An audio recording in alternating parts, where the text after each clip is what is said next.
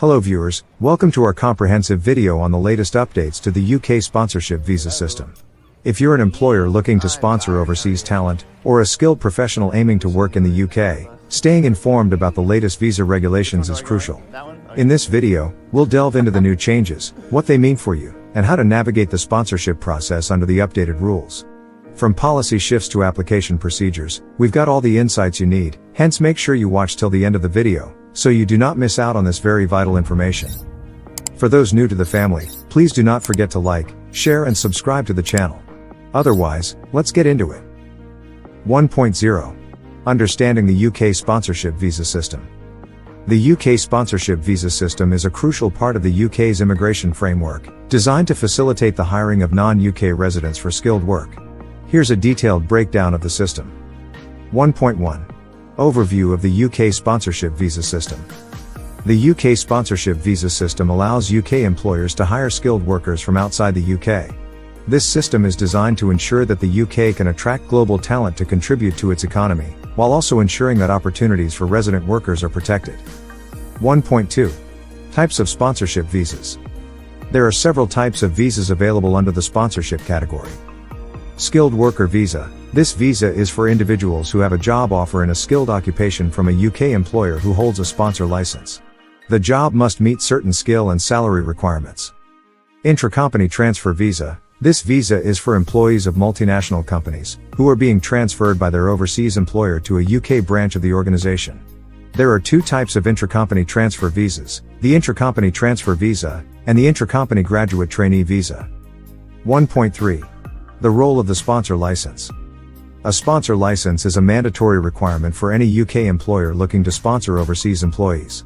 To get a sponsor license, employers must prove that they are a genuine organization, with suitable systems in place to manage sponsored employees.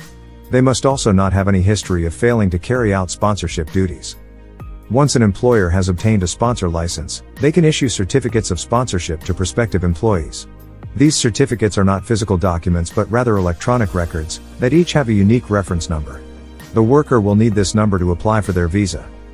Understanding the UK sponsorship visa system is crucial for both UK employers and non-UK residents seeking to work in the UK. By familiarizing yourself with the types of sponsorship visas and the role of the sponsor license, you can navigate this system more effectively. In the next section, we will delve into the recent changes to the sponsorship visa system and what they mean for you. 2.0. Understanding of recent changes to the sponsorship visa. The UK government has announced significant changes to the sponsorship visa system, which are expected to come into effect in 2024. These changes are part of a broader immigration policy overhaul, aimed at reducing net migration and prioritizing local talent. Here's a detailed breakdown of the changes. 2.1. Increase in minimum income thresholds. One of the major changes is the increase in the minimum income thresholds. The baseline threshold of £26,200 for most sponsored workers will increase in April 2024 to £38,700, an increase of almost 50%. This change is expected to impact sectors like hospitality, where an estimated 95% of sponsored visas for roles such as chefs and managers could fail to meet the new threshold.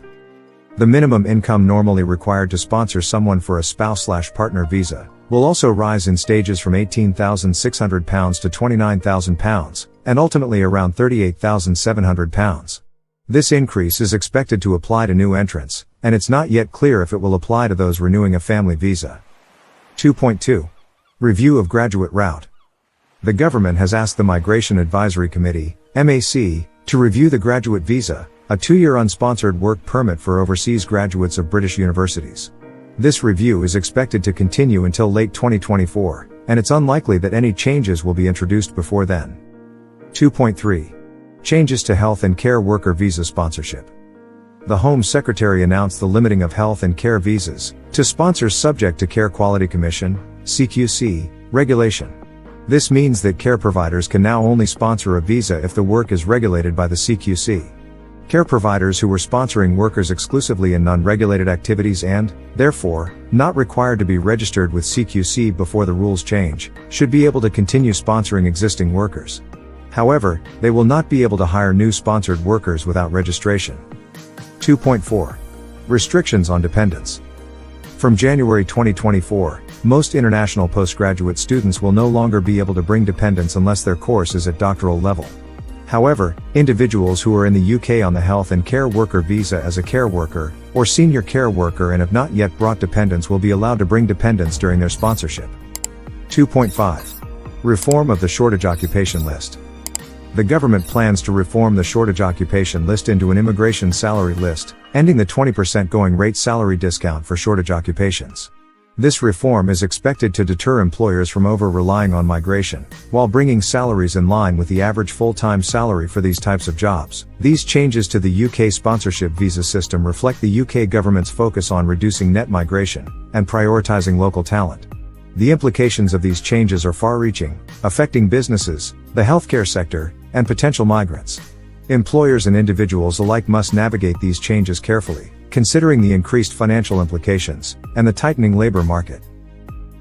3.0 Impact on skilled workers. The recent updates to the UK sponsorship visa system have introduced several changes that will significantly impact skilled workers. These changes will affect eligibility criteria, the application process, and job prospects across various industries. Here's a closer look at these impacts. 3.1. Increased salary threshold. One of the most notable changes is the increase in the minimum salary threshold for the skilled worker visa to £38,700. This substantial rise from the previous threshold of £26,200 means that skilled workers will need to secure higher paying jobs to qualify for the visa. This could potentially limit opportunities for those in lower paid roles or sectors. 3.2. Exemptions and Clarifications. It's important to note that skilled workers already on the skilled worker route before the changes should be exempt from the new median salary levels when they change sponsors, extend, or settle, provided they aren't moving to different occupations. This exemption offers some relief to current visa holders who may be concerned about meeting the new requirements. 3.3. Application process adjustments. Skilled workers will need to navigate the updated application process, which includes providing a certificate of sponsorship from an approved employer and proving their knowledge of English. The process also requires meeting the job's occupation code and being paid the minimum salary for the role. 3.4. Impact on healthcare and education workers. Healthcare workers on the health and care visa and education workers on national pay scale occupations are exempt from the £38,700 salary threshold, ensuring the UK can continue to attract talent in these critical sectors. 3.5. Dependents and family members. The new rules also impact the ability of skilled workers to bring dependents to the UK. While dependents of those on a skilled worker visa can still be employed in any role, the new restrictions on bringing dependents for most international postgraduate students and care workers will affect family migration plans. 3.6. Future prospects and strategic planning. Skilled workers will need to strategically plan their careers in the UK, considering the increased salary thresholds and potential future changes to the immigration system. It's crucial to stay informed about the evolving landscape and to seek roles that align with the new eligibility criteria. The recent updates to the UK sponsorship visa system present both challenges and opportunities for skilled workers. By understanding these changes and preparing accordingly, skilled workers can enhance their prospects of successfully obtaining sponsorship and continuing their careers in the UK. 4.0. Application process for skilled workers. The application process for a skilled worker visa in the UK involves several steps, from securing a job offer to meeting maintenance requirements. Here's a detailed breakdown of the process. 4.1. Securing a job offer and certificate of sponsorship. The first step in the application process is to secure a job offer from a UK employer that has been approved by the Home Office. The employer will provide a certificate of sponsorship, COS, which is an electronic record with a unique reference number. This COS is crucial for the visa application and must be used within 3 months of being assigned. 4.2. Completing the visa application. Once the COS is secured, the applicant can proceed to complete the visa application. This involves providing proof of identity, the COS reference number, proof of knowledge of English, and details about the job, including the job title, annual salary, and the job's occupation code. The application can be made up to 3 months before the day the worker's intended employment start date is stated on the COS. 4.3. Meeting the maintenance requirements. Applicants must also meet the maintenance requirement, which involves demonstrating that they have sufficient funds to support themselves in the UK. This typically requires having at least £1,270 in the applicant's bank account. However, if the applicant has been in the UK with a valid visa for at least 12 months, or if the UK employer agrees to pay £1,270 for the applicant's first month's living expenses, this requirement can be waived. 4.4. English language requirement and visa interview.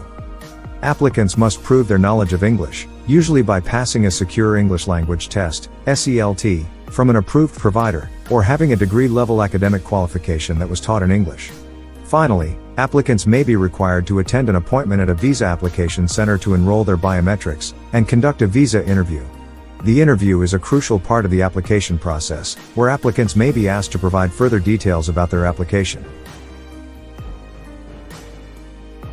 The new updates to the UK sponsorship visa system represent a significant shift in the UK's approach to immigration.